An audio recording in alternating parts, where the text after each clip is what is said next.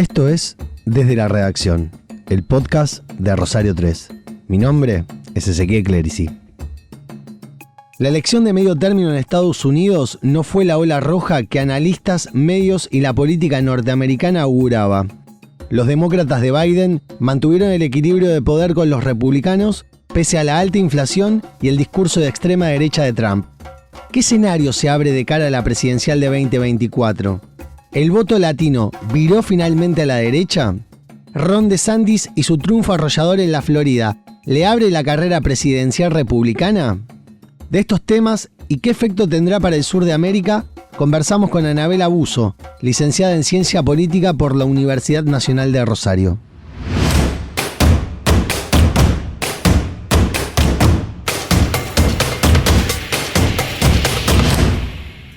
A esta altura los resultados han sido favorables para los demócratas, pese a lo que se pronosticaban desde los sectores de análisis, la misma política, los encuestadoras. Digamos, la ola roja no sucedió. ¿Qué análisis hace de los resultados que obtuvo el Partido Demócrata frente a los candidatos republicanos de Trump, que tal vez no sea lo mismo que decir el Partido Republicano? Bueno, en primer lugar, confirmo lo que vos decís en tu presentación, digamos que la ola roja no se produjo. Eso no quiere decir que los republicanos no hayan ganado nada. Existe una posibilidad matemática muy cierta de que se queden con una mayoría más limitada, pero mayoría al fin en la Cámara de Representantes, pero no tienen el Senado. Yo suelo subrayar que esto en la distribución y en el balance de poder de los Estados Unidos es importante, no solo porque la historia muestra que en líneas generales hay una tendencia mayoritaria a que el partido de gobierno pierda la mayoría en las cámaras en las elecciones de medio término, pero lo preocupante de esta situación es que si los demócratas perdían, solo se iban a quedar con el poder ejecutivo, porque iban a tener las dos cámaras en manos de los republicanos y tienen una Corte Suprema de la Nación absolutamente republicana, con una mayoría conservadora inaudita en la historia de los Estados Unidos. Tienen 6 jueces sobre 9, y lo que la Corte Suprema dictaminó en los últimos meses con respecto al aborto, con respecto al uso de armas, tuvo un impacto muy significativo sobre la conformación de la agenda electoral. Digo que estos resultados mantienen un equilibrio de poder sustantivamente diferente. El partido de gobierno, o sea, los demócratas se quedan con el Senado y se quedan con el Ejecutivo, o sea que dentro del Parlamento ellos pueden vetar leyes que intenten sacar también los republicanos desde la Cámara de Representantes. ¿Cómo es ese equilibrio de poder entre ejecutivo y legislativo? Que por ahí nosotros en Argentina lo tenemos como más difuso. ¿Cómo es esa dinámica? Bueno, nosotros tenemos en América Latina, de manera bastante variada, casi como una réplica, ¿no?, del sistema político de Estados Unidos, porque la Revolución Americana impactó mucho en la conformación de nuestro sistema político. Tenemos muchas repúblicas presidencialistas. La enorme diferencia que yo veo es que tanto en legislaciones internas como en política internacional, la influencia del Congreso de los Estados Unidos es mayor que en los países de América Latina. Y además hay una cuestión de orden histórico, que por ahí suena viejo, pero que es muy importante. Vos no te olvides que cuando se produce la independencia de los Estados Unidos, el régimen político predominante en Occidente eran las monarquías, que era el caso europeo. Entonces, los llamados padres fundadores de la nación decidieron conformar un nuevo sistema político, que era una república presidencialista, pero eso no inhibía que tanto los que eran más liberales y sobre todo los que eran más conservadores tuviesen cierto temor al desborde del gobierno de las masas. Entonces, en ese contexto hicieron de la Constitución un texto sagrado y de la división de poderes y los mecanismos de checks and balance, o sea, las capacidades que cada uno de esos poderes tiene de controlar al otro, una cuestión prácticamente de Estado, una cuestión central para su vida institucional. En ese contexto es donde yo marco que cada uno de esos poderes tiene impacto para generar tanto políticas públicas nacionales como la política exterior de los Estados Unidos. Insisto con la idea, si se venía la ola roja, que quedaría representante, Senado y Corte Suprema a favor de los republicanos, se iba a producir un desbalance demasiado significativo en un contexto político especial, que es donde el Partido Republicano está muy entrelazado con las versiones de las derechas extremas, lo que en Estados Unidos se llama alt-right y otras expresiones de extrema derecha, otros grupos a los cuales Donald Trump nucleó, los constituyó, valga la redundancia, en su núcleo duro de voto y en el núcleo duro de la creación del proceso de negacionismo, o sea, de aquel proceso que no reconoce la legitimidad de Biden como presidente, y eso se manifestó en la toma violenta del Capitolio, 6 de enero de 2021, pero como línea política siguió, o sea, muchos de los candidatos a los que apoyó Trump en este proceso electoral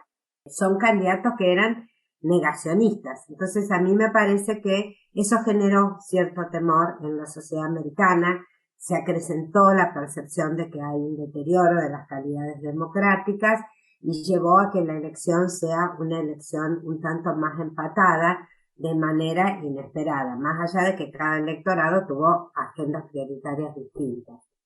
¿Considerás entonces que son estas cuestiones que acabas de marcar, digamos, las que hacen esta diferencia en la elección de mitad de término de 2022? Porque ponele, mirando para atrás, yo me fijaba, ¿no? 2004, 2006, 2010, 2014, 2018, siempre el oficialismo perdió.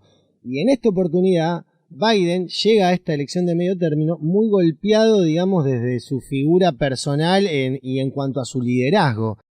¿Crees que lo que terminó volcando el voto hacia el demócrata, tal vez más del indeciso, del independiente, hayan sido estas cuestiones más que tienen que ver con la democracia, con el aborto, con cuestiones de libertades civiles? Esa es una agenda muy fuerte en Estados Unidos. Hay que tener en cuenta que lo que nosotros a veces en la Argentina consideraríamos una política de estado de compromiso social, allá el presidente tiene que convencerlos de que es necesario de que el Estado intervenga. Digo, lo estoy simplificando mucho, ¿no? Pero eso pasa en la sociedad porque es una sociedad muy formada en una historia capitalista, de individualismo, de reivindicación de los derechos individuales frente a los derechos del Estado. De cualquier manera, ahí hay un punto interesante a marcar, que no lo hemos mencionado mucho hasta ahora, y es que la agenda de Biden es una agenda que está partida de sus tradiciones. ¿Qué quiero decir con esto? Biden ha sido realmente innovador en temas de política doméstica. Hay una especie de recuerdo, de revival, de otras etapas de la política norteamericana que se aplicaron cuando existían crisis muy profundas y que condujeron a los Estados Unidos a una situación de plenitud en cuanto a los derechos y las posibilidades de su propia sociedad. Me refiero, por ejemplo, a la política del New Deal aplicada en la década del 30 por otro republicano muy reconocido, Franklin Delano Roosevelt, para salir de la crisis del 30. Entonces digo, Biden tiene algo de eso, no es porque el New Deal sea replicable ahora, pero digo, él tuvo un discurso de decir, bueno, el Estado tiene que tener participación para salir de la crisis, el Estado tiene que convocar a que la gente se vacune, el Estado debe trabajar para cobrarle impuestos a las grandes corporaciones que han tenido ganancias exponenciales y que no quieren pagar, el Estado tiene que tener una política de asistencia hacia las familias, y obviamente también hay un reconocimiento sociológico a experiencias que han sido claramente boicoteadas en Estados Unidos desde la década de los 80 del siglo pasado en adelante o desde los 70, que era la actividad sindical, la reivindicación de la clase media. Todos esos temas Biden los trabajó mucho. Fue en ese sentido mucho más progresista que Clinton y que Obama, ¿no? Estuvo mucho más predispuesto, no sé si lo va a lograr o no, pero a pregonar, por ejemplo, la necesidad de regular el sistema financiero. Digo, en aquel famoso discurso, cuando Biden le dice, creo que fue el discurso de los 100 días, si no recuerdo, dice, yo no tengo nada en contra de los muchachos de Wall Street, son buenos muchachos, pero a este país no lo construyó Wall Street, lo construyó la clase media y los sindicatos. Entonces, me parece que hay una reivindicación en ese sentido. Y me parece que Biden logró mantener cierto equilibrio entre un partido demócrata que tiene un establishment que también es muy liberal en el discurso, pero que es muy fuerte para mantener la alianza entre el sector financiero, la clase política, ciertos privilegios. Y Biden supo conjugar eso con otra expresión mucho más progresista, mucho más innovadora, en los términos de construcción política, que es la que lidera Bernie Sanders, ¿no? Y todo el sector de Era la centroizquierda, digamos. socialdemocracia de izquierda, para ubicarlo. Digo porque ahora en el discurso de las derechas extremas todo eso es comunismo, digamos, como si hubiese marxismo, leninismo, socialismo real, bueno. Y ese sector también acumuló votos. El otro día estuve revisando un tuit de Bernie Sanders donde hacía un listado no solo de las personas que nosotros conocemos ya, ¿no? Como las 4 famosas mujeres, entre las que lidera Alexandria Ocasio-Cortez, que fue reelecta, sino a nuevos candidatos. Y la particularidad que tiene ese grupo, que es minoritario, pero es que tiene una agenda bastante progresista en derechos, en temas medioambientales, pero además tiene un mecanismo de construcción política distinto. Ellos proponen la necesidad de un acercamiento de la política a la gente de a pie, no aceptan los mecanismos de financiación de campañas electorales que tienen los otros grandes candidatos, porque eso convierte a la política norteamericana estrictamente en una cuestión muy de élite. Lo que sale en las campañas electorales en Estados Unidos es impensable. Bueno, y esta gente se busca sus propios fondos, no acepta ayuda de corporaciones y va creciendo obviamente en las grandes urbes, ¿no? No es un fenómeno generalizado en todo el territorio. ¿Crees que la falta de moderación, sobre todo en el trumpismo post la elección de Joe Biden, y seguir como radicalizando el discurso, produjo cierto, no sé si la palabra es miedo, pero cierto resguardo, preocupación en un sector de la sociedad? Volvemos, ¿no? A esta como este sector más independiente que tal vez en un momento vota republicano, en otro vota demócrata. ¿Pensás que eso como cansó un poco y hizo que se equilibre, que se mantenga el equilibrio actual que tiene Estados Unidos Sí. Claramente es un fenómeno que, sin ese fenómeno no se explicarían estos resultados. Las derechas extremas han hecho del uso de las redes sociales y del léxico políticamente incorrecto 2 elementos centrales de su propuesta. Esas propuestas, más allá de que nosotros las critiquemos, las rechacemos, porque digo, hay que tener en cuenta que es un movimiento muy variado a nivel planetario. Trump le dio legitimidad, digamos, y lo fortaleció, porque que un presidente de los Estados Unidos esté en esas corrientes, obviamente lo fortaleció a nivel internacional. Pero como vos decís, la cuestión amenazante, el discurso políticamente incorrecto, el mal uso, digamos, de las redes sociales vinculados a este discurso, la amenaza, se conjuga con grupos que se suman a esas coaliciones que son peligrosos, digamos. Algunos tienen componentes neonazis, la gran mayoría son supremacistas blancos, son defensores acérrimos del uso de armas, ¿no? Estados Unidos es el país que tiene la mayor cantidad de armas en función de su población civil. Así que, pero la diferencia con otras sociedades desarrolladas es abismal.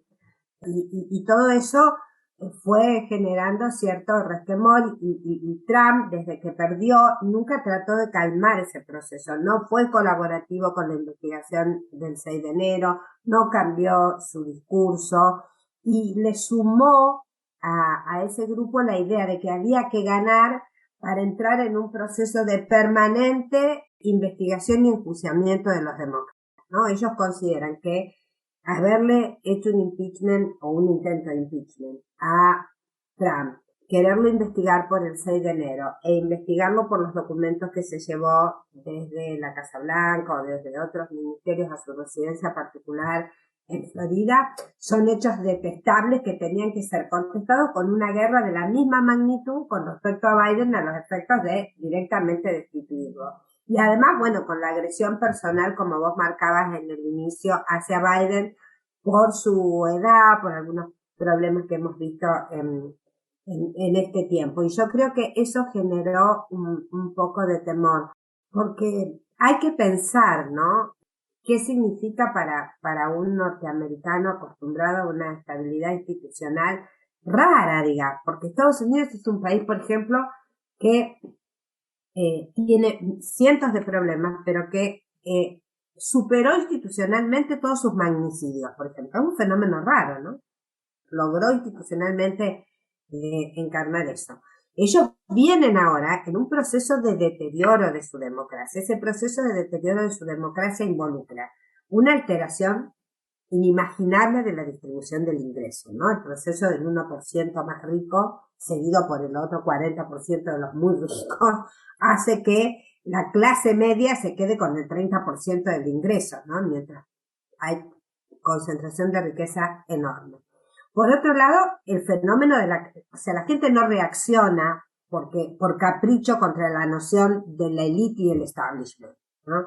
Las elecciones de 2016 se manejaron con un clivaje distinto a las anteriores. Nosotros antes decíamos demócrata versus republicano, izquierda versus derecha, neoconservadores contra liberales. La de 2016 fue candidatos pro-establishment contra candidatos anti-establishment. Y ahí gana Trump. Con ese discurso, Trump le gana a los 14 republicanos que participaron de aquella primaria y después le gana a Hillary. Y Hillary pierde porque el Partido Demócrata, en vez de dejar que la cosa continuara como iba en beneficio de Bernie Sanders, cosa que vuelve a hacer en la campaña electoral del 2020, se apoya en los candidatos pro-establishment. Acá Biden gana en esta elección por una mayoría de votos importantes, porque también, y eso el establishment demócrata no lo reconoce, porque Sanders se baja de la campaña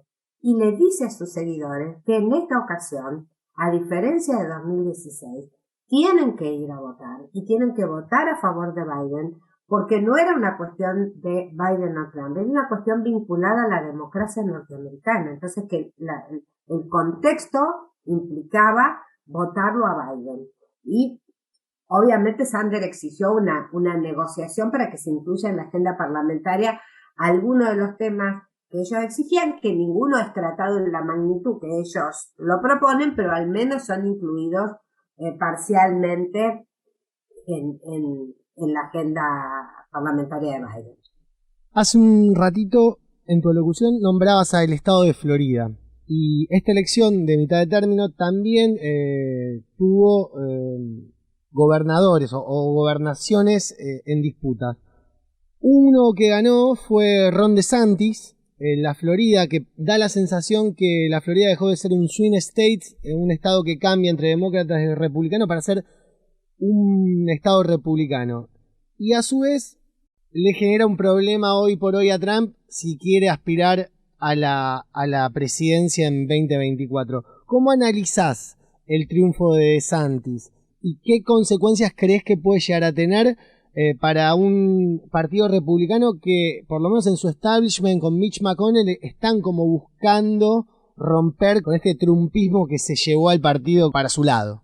Lo primero que hay que marcar que en el estado de Florida efectivamente hay una opción republicana y republicana dura en el voto de quienes viven en ese estado, a lo que se suma el voto latino de Florida. Esto es el primer dato, digamos. Ya no podemos hablar de voto latino. Hay mucho voto, es muy variado el voto latino y que antes era mayoritariamente demócrata.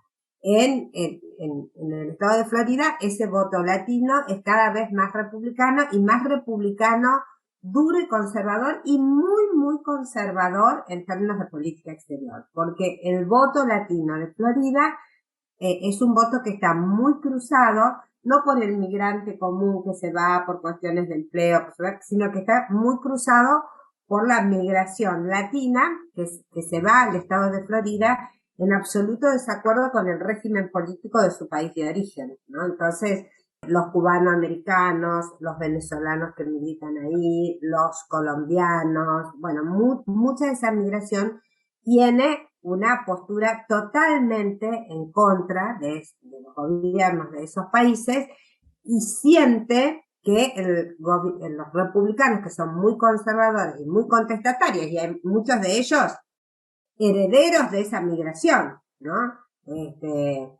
Senadores, tienen ese origen.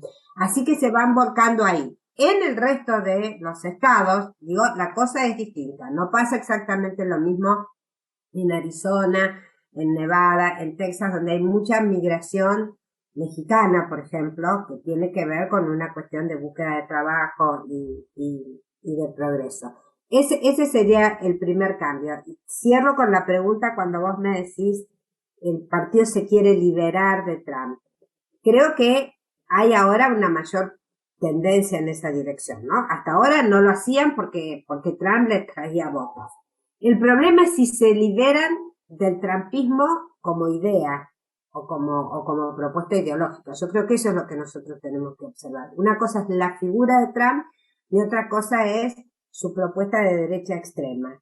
Ni DeSantis, ni Mike Pence, ni Greta Abbott, el gobernador que ganó en Texas, son de centro. Tendrán otro estilo, pero son extremadamente conservadores. Mike Pence, el vice de Trump, siempre estuvo en la línea más conservadora del partido. Greta Abbott sube los migrantes de Texas en colectivo y los manda a los estados demócratas, digamos, ¿no? Y DeSantis ha tenido un discurso sociopolítico tan duro como el de Trump, pero peleado con Trump, digamos, con su estilo, ¿eh? Así que creo que puede ser que Trump se deteriore, pero el hecho a observar es si el Partido Republicano vuelve a ser aquel partido histórico, digamos, ¿no? Con presidentes cuyo último representante de esa tradición fue el presidente Bush padre. De ahí en más, nada, porque ya Bush hijo era un neocon, un neoconservador con todas esas lógicas, y Trump un representante de la derecha alternativa y las derechas extremas. Creo que el debate está ahí, nombres, pero también contenido. Y siendo Trump la figura que es, ¿no? Digamos, en todo sentido, no solamente desde lo político. ¿Crees que este mal resultado, porque digamos, la mayoría de los que perdieron, por lo menos lo que yo estaba viendo de ambas, de las cámaras, digamos, sobre todo en senadores, son republicanos elegidos y promovidos por Trump, digamos? ¿Crees que esta derrota va a afectar en algo el liderazgo o lo ves también a Trump con resiliencia como para seguir dando la pelea a este elite republicana de la que vos recién hacías comentario? Yo lo veo a Trump afectado por el resultado electoral. Ya empezó desde el fin de semana, bueno, criticando los resultados en Arizona, después en Nevada, volviendo al tema del fraude, diciendo que tiene un anuncio espectacular para dar durante esta semana, que todo el mundo presume que será su lanzamiento de campaña electoral. Yo creo que él está deteriorado, pero no creo que deje de dar batalla. En esa batalla puede ser que él se presente como candidato o que él efectivamente tenga un elegido o un protegido. Hasta el momento lo que se sabía era que él se iba a volver a presentar y todo parecía que la cosa le iba a resultar fácil en función de la caída de la popularidad de Biden. Pero creo que, insisto, él va a seguir dando batalla. Sus condiciones en esta coyuntura no son las que se esperaban, son de menor cuantía, pero no es una figura que se baje fácilmente. Y por otro lado, también hay que tener en cuenta que todos estos actores, que además, como en el caso de Trump, tienen investigaciones importantes sobre su cabeza, digamos, ¿no? Hacen de esto también una presión como para conseguir seguidores que los apoyen en la baja de esas investigaciones, ¿no? Porque, bueno, la participación de Trump en la toma del Capitolio es la participación en lo que en Estados Unidos sería un golpe de Estado, digamos, no es cualquier infracción o cualquier cosa que pueda haber hecho mal. Estamos hablando de un ataque a la institucionalidad estadounidense, que es un eje estructurante de toda su vida política. Ahora saltando al otro lado, ¿no? El Partido Demócrata, y viendo algo que vos antes mencionabas y que me parece súper interesante de cómo se ha corrido el voto latino. Hay como una idea generalizada, yo por lo menos la pude comprobar en distintos analistas de distinto palo, digamos, dentro de lo que es Estados Unidos, como que el Partido Demócrata ha ido perdiendo ciertos valores que tenía, que antes reconocía ese electorado de minorías, y que eso lo ha ido volcando hacia el republicano, sobre todo desde la cuestión religiosa, en particular los latinos, pero también del lado de los afroamericanos. ¿Cómo ves esto dentro de los propios demócratas? ¿Crees que van a tratar de volver a reconquistar ese voto latino o directamente ya entraron en una línea en donde les va a costar mucho volver a enamorar a esas franjas que antes los votaban casi sin pensarlo? No, creo que van a tener que reformular parte de su agenda. Biden está teniendo problemas, un problema muy serio con la política migratoria, digamos, que no ha logrado modificarla como había prometido. Sigue habiendo caravanas, gente amontonada en la frontera sur, del lado de México. No consigue, pidió que la justicia anular, mejor dicho, sacó un decreto anulando el título 42 que había puesto Trump y la justicia se lo denegó, se lo mantuvo en vigencia. Insisto, no está siendo exitoso en esto y esto afecta mucho el voto latino no ideologizado, digamos, no es que el voto anticastrista, antichavismo, que es un voto que se corta por otro lado. Esa es una falencia importante. Y después, creo que a los demócratas y a algún sector demócrata le pasa un poco lo mismo que le ocurre a los progresismos en Occidente en general. Eh, Cuando analizan el cambio de las preferencias sociales ligadas a derechos, a adquisición de derechos, lo analizan en una dirección correcta, digamos. La gente va cambiando de opinión sobre la percepción de la familia, del matrimonio igualitario, del aborto, pero cuando se concentran exclusivamente en esos temas, como mecanismo de reivindicación de derechos y dejan otros derechos afuera, como, qué sé yo, la libertad, las tradiciones religiosas, o, y eso puede interpretarse como un discurso despectivo o despreciado. Eso pasó mucho en el centro de los Estados Unidos décadas atrás, ¿no? Que las familias religiosas más conservadoras, qué sé yo, se sentían como despreciadas por el establishment liberal de las costas, como que fuesen incultos, retrógrados. Y eso hay que cuidarlo mucho, porque esas son preferencias que la gente no cambia mayoritariamente. Y en el voto latino, América Latina arrastra una tradición donde ese proceso de cambio va más lento y hay preferencias que la gente no quiere cambiar, digamos. Y que tiene una predilección religiosa, prefiere no alterarlo. De cualquier manera, hay que, otra cuestión que los demócratas tendrán que mediar en esa religiosidad es el algo parecido a lo que pasa en Brasil, el rol que tienen algunos sectores de la iglesia evangélica muy mezclados con los procesos políticos. Digo algunos sectores porque no son todos los evangelistas, obviamente, que en este caso jugaron abiertamente con Trump y lo hicieron con Bolsonaro en Brasil. Y esa agenda es una agenda que se arma sobre una estructura muy conservadora, ¿no? Familia, religión, rechazo a la homosexualidad, al matrimonio igualitario, al aborto, a la enseñanza de cuidados sexuales en los colegios. Toda esa agenda se discute mucho. Da la sensación de que la pandemia se transformó como en un killer implacable de los oficialismos, digamos, ¿no? A izquierda o a derecha viene sucediendo eso. Lo vimos, digamos, con la constitución que quiso aprobar Boric acá en Chile, con Bolsonaro, con el mismo Trump, con Alberto Fernández en el medio término, y da la sensación de que en este caso, por lo menos en el norteamericano, eso como que se frenó. ¿Tenés esa misma sensación? Yo creo que la política sufre hace mucho tiempo dos o tres impactos que son previos a la pandemia y que la pandemia potenció de una manera muy notoria, ¿no? Uno de esos problemas son los efectos de lo que, siguiendo a un autor americano, Roderick, denominamos hiperglobalización, ¿no? Porque cuando uno dice la globalización está en crisis, no quiere decir que vaya a desaparecer, sino que nos estamos refiriendo a ese fenómeno de hiperglobalización una de sus características más notorias fue la desregulación del sector financiero y de algunos mecanismos de corporaciones, los procesos de concentración de riqueza, el descuidado del medio ambiente, en explotaciones en todos lados. Y eso ya había dado muestras del desencanto de las sociedades.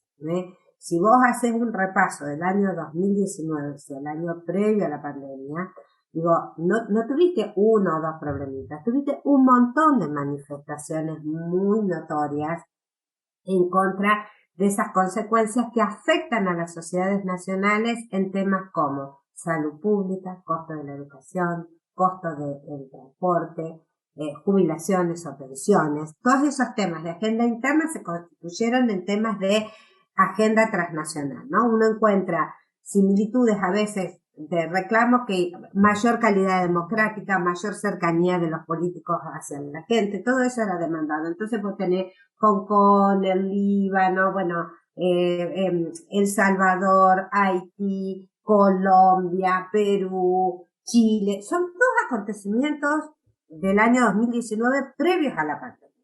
Entonces la pandemia lo que hace es agudizar esa tensión porque nos deja peor que antes, mucho peor que antes, sobre todo los latinoamericanos, en todos los indicadores. Así que ahí hay que redefinir el rol del Estado con respecto a las políticas públicas, muy especialmente economía, salud, educación, políticas sociales y demás. Entonces ahí hay un foco que la pandemia complicó mucho y que se convirtió en un parteaguas porque los gobiernos progresistas dijeron, bueno, tenemos que involucrar al Estado, aunque esto después va a generar problemas enormes de déficit fiscal, de inflación, porque la inflación que tenemos ahora a nivel global no es solo por la guerra en Ucrania, es la combinación de los gastos que tuvieron que hacer los estados en la época de pandemia con el aumento de los costos de alimentos y de energía que proviene del conflicto entre Rusia y Ucrania. Y ahí eso fue aparejado con mucho descontento por la política y eso ya habilitó un proceso de cambio. Después tenemos la pandemia en sí misma y la gente desde dos vertientes sintió disconformidad. ¿Por qué digo desde dos vertientes? Porque justamente las derechas extremas hicieron de la protección en el área de salud, el aislamiento obligatorio, el uso de barbijo, las vacunas, una agenda de oposición.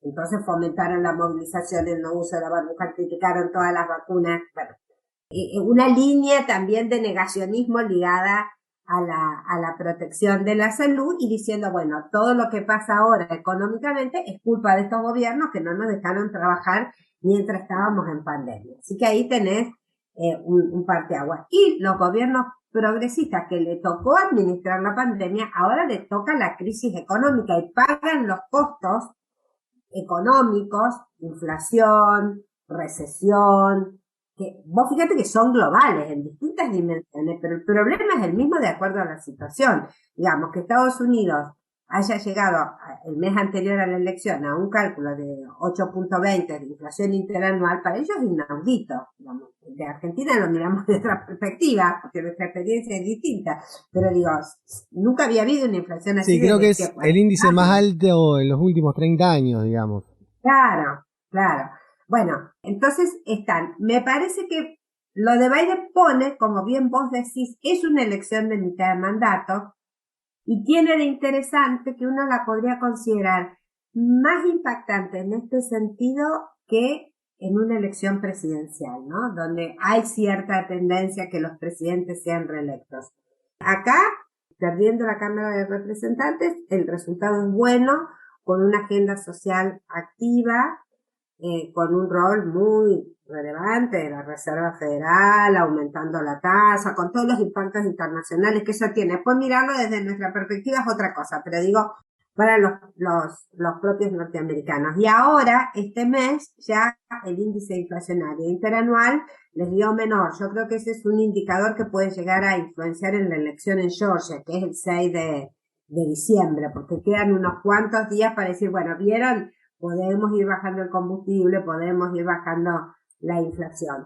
Si los demócratas llegan a ganar la senaduría de Georgia, sí, eso les resuelve un problema interno, porque Biden tiene un problema en el Senado, que tiene dos senadores muy díscolos que parecen republicanos con respecto al tema del ajuste, y entonces los votos de esos dos senadores perderían peso porque tendrían la mayoría, ya tienen una mayoría ahora, pero tendrían una mayoría más uno ganando Georgia y con el voto de desempate de Kamala Harris en el caso que lo necesiten. Esta elección, este balance de poder que se sostiene, digamos, ¿no? Que no se desbalanceó para un lado, que no se fue para el lado republicano, que no fue la ola roja. ¿Cómo crees que va a afectar el margen de maniobra que va a tener Biden para llevar adelante una política exterior que puede ser beneficiosa para la región? A eso es más que nada lo que iba. Bueno, yo creo que debería ser así. No te lo puedo asegurar. ¿En qué sentido? En que, como yo te dije que Biden había sido innovador con respecto a Obama y a Clinton y a su visión de la globalización con respecto a las políticas domésticas, ha sido bastante tradicional con respecto a los criterios demócratas para establecer políticas, ¿no?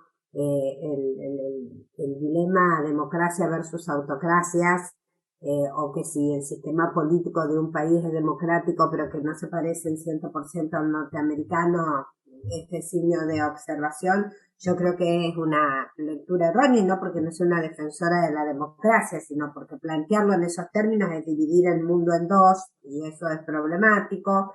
Digo, Biden le costó pagar el retiro de Afganistán, que es algo que él no reconoció, pero quedó claro que la idea de nation building o de reconstrucción de naciones después de 20 años de guerra en Afganistán es un proyecto que no se puede reivindicar, ¿no? Entonces, bueno, me preocupan algunas cuestiones un tanto viejas en el uso, como el fortalecimiento de la OTAN, la instauración de la idea de que hay que ir a la guerra para defender a la democracia. No pongo mis soldados, pero fortalezco la OTAN, doy financiamiento, pongo mi tipo de armas. Sí, todo lo Biden demás. es como que tiene un perfil más de guerra fría, digamos, ¿no? De político de guerra fría. Claro, son muchos años de esa marca, y vos fíjate que si bien China y la guerra en Ucrania es una expansión hacia el análisis de la influencia china, del tema de Taiwán y de todo lo demás, es la obsesión y el único tema bipartidista de política exterior en pleno acuerdo, que es tanto para republicanos como para demócratas. Cuando Biden habla de la Federación Rusa, habla como si fuese la Unión Soviética. Habla de Putin como un asesino, como esto, como aquello, pero digo, la economía de la Federación Rusa, en todo caso podríamos llegar a hablar de mafias capitalistas, pero no ya de esa reivindicación de la lógica de la Guerra Fría. Le cuesta desprenderse de eso, y en algún momento hay como una lectura de, bueno, como Estados Unidos está en un proceso de pérdida de liderazgo que yo hasta el cansancio repito esta frase en mis escritos, en mis clases, liderazgo que no solo tiene que ver con el crecimiento de los otros, o sea, no solo tiene que ver con el crecimiento de China, de la región del Asia-Pacífico o del Indo-Pacífico, sino que tiene que ver con el deterioro de las calidades económicas e institucionales de la democracia americana. La crisis del liderazgo norteamericano es una crisis que también va de adentro hacia afuera, porque ellos han construido históricamente la narrativa del excepcionalismo americano, Estados Unidos como un país excepcional, donde el resto del mundo debe emular su sistema político, económico y social. Hoy eso es insostenible. No es culpa de Biden, porque el proceso de deterioro viene desde la década de los 70, pero bueno, él fue partícipe de todo ese proceso. Si uno hace un análisis de la tarea legislativa de Biden, se va a encontrar con muchas leyes, con lo cual nosotros desde América Latina no lo apoyaríamos. pero tiene cierto revival de eso. El staff de política exterior es un staff profesional, pero que tiene que ver con esa historia, más allá de que algunos de ellos son más jóvenes. Entonces, dos temas a destacar. ¿Qué es lo que se ve? Como que Biden no rechazó ahora abiertamente el supuesto giro progresista o la mayoría progresista en América Latina. Creo que no la rechazó porque rechazarla significa empoderar el modelo contra el cual él lucha al interior de los propios Estados Unidos, que son las derechas extremas. Digo, es empoderar a Uribe, empoderar a Katz, empoderar a Bolsonaro, empoderar, no quiero meterme en el tema argentino, ¿no? Pero a un partido de la República Argentina y a varios miembros de la principal oposición política que comulgan con las ideas de Bolsonaro. Entonces, en ese sentido, me parece que Biden entiende que puede haber más estabilidad regional con estos gobiernos progresistas, que además son todos progresismos súper moderados, digamos, ¿no? Súper moderados, con mucha condicionalidad doméstica y sistémica, con lo cual su posibilidad de cambio es muy relativa. Prefiere apoyar eso a estar fomentando. La única excepción en ese caso es la actitud que Biden toma en Ucrania, porque la guerra en Ucrania lo obliga, digamos, a reivindicar a países de Europa del Este que antes eran criticados porque eran parte de esa extrema derecha, ¿no? Hungría, Polonia. Y además también involucró que no es el pueblo ucraniano ni el ejército ucraniano, pero digo, que las milicias neonazis de Ucrania se aliaran en la defensa de su país y hoy son milicias que están siendo subvencionadas por la OTAN. Ahí tenemos una... Sí, pero ¿no te da la sensación, Anabela, que esa es como la doble vara histórica que tiene Estados Unidos? Ellos siempre han buscado un enemigo para justificar ciertas intervenciones en lugares. Y cuando no los han tenido también les ha costado mucho para su economía, para justificar inclusive su hegemonía global. ¿No ves, digamos, un poco en eso de que hoy China es el cuco o el comunismo es el cuco con Rusia, lo mismo que veíamos en la guerra contra el terrorismo? Sí, siempre hay una construcción de ese enemigo, pero esa construcción de ese enemigo se hace cuando vos construís un otro identitario y decís que ese otro es malo, es porque vos tenés tu propio yo que es bueno. Entonces, ese yo bueno de Estados Unidos era su excepcionalidad. Esa excepcionalidad es lo que hoy está siendo combatida. Trump se dio cuenta de cómo había cambiado el discurso de excepcionalidad de Estados Unidos desde la Segunda Guerra en adelante y lo que hace es buscar el primer discurso de excepcionalismo que Estados Unidos, aquella narrativa que Estados Unidos utilizó desde el siglo XIX. Y cuando él dice Make America Great Again, está pensando en esa América en la excepcionalidad.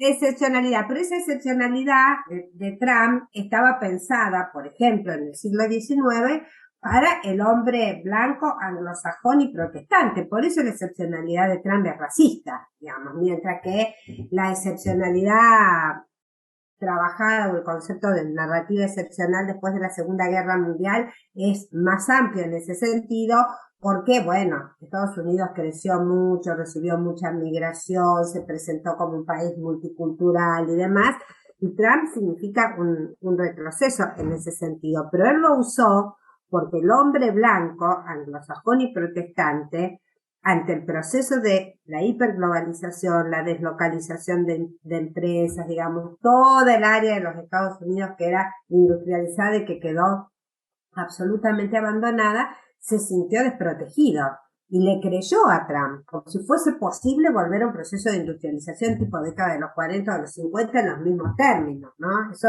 no es recreable, pero lo que sí es factible es salir de ese proceso de hiperglobalización, continuar con una lógica globalizadora, pero mucho más pautada, mucho más regulada, donde ahora no solo se suma el sector financiero transnacional, sino que el otro gran sector son las corporaciones basadas en el uso de Internet, digamos, que deciden sobre la vida de la gente, sobre todos nosotros de manera permanente, que tampoco pagan los impuestos, que tienen distintas gradaciones, algunas son más nacionalistas, pero otras son hiperglobalistas y otras son directamente tecnológicas, como Elon Musk, que quieren que las empresas gobiernen el mundo. Entonces, quieren que tratar con eso. Fue imposible, por ejemplo, en época de pandemia, lograr una liberalización de las patentes por los grandes laboratorios cuando realmente hicieron un trabajo muy relevante y de gran inversión, pero la cantidad de miles y miles de millones de dólares que ganaron también es inaudita. Y los pagó el Estado en la mayoría de los casos, porque las vacunas no eran pagas. Los pobres todavía no tienen, ¿eh? El otro día estuve escuchando algunos paneles en el Congreso de Democracia en nuestra facultad, y daban indicadores, por ejemplo, de vacunación en Oriente Medio, y hay países donde vos tenés, no sé, el 20% de la población vacunada. Pero eso es muy difícil de regular. Con este análisis que vos haces, es como que queda más claro que esa discusión sobre si la democracia está en peligro o no, realmente es una discusión válida, ¿no? Sobre todo cuando vemos el rol de las tecnológicas, esto que vos bien marcabas. Anabela Busso, muchas gracias por tu tiempo, por este ratito. Por ahí nos desviamos un poquito en el final, pero me parece que enriqueció toda la charla sobre la elección de mitad de término en Estados Unidos. Así que desde este lugar te agradezco mucho. Bueno, yo te agradezco mucho el comentario y te dejo un puntito para que analicemos en otra ocasión, que se está debatiendo ahora con respecto a América Latina, y que es el rol del Estado de Florida en la conformación de la política de Estados Unidos hacia nuestra región. Siempre fue un lobby muy fuerte y perjudicial para América Latina. ¿En qué sentido? En que hace que las administraciones republicanas y demócratas miren a nuestra región como si toda la región fuese Venezuela, si toda la región fuese Cuba, o si toda la región fuese México, digo, para dar otro parámetro. Y eso no es así. Dado que los demócratas han perdido y perdieron feo en Florida, bueno, también existe la posibilidad de que den ese estado por perdido y que no condicionen más su política exterior hacia nuestra región por ese voto, porque ya saben que lo tienen perdido, y que se dediquen a conquistar el voto latino con una agenda más diversificada, porque hay latinos desparramados por todo el territorio de los Estados Unidos. Esa también es una lectura indirecta que quizás podamos subrayar más adelante. Anabela Busso, muchas gracias. Producción y realización, Ezequiel Clerici. Desde la redacción, es una creación de Rosario 3, Grupo Televisión Litoral. Gracias por tu atención.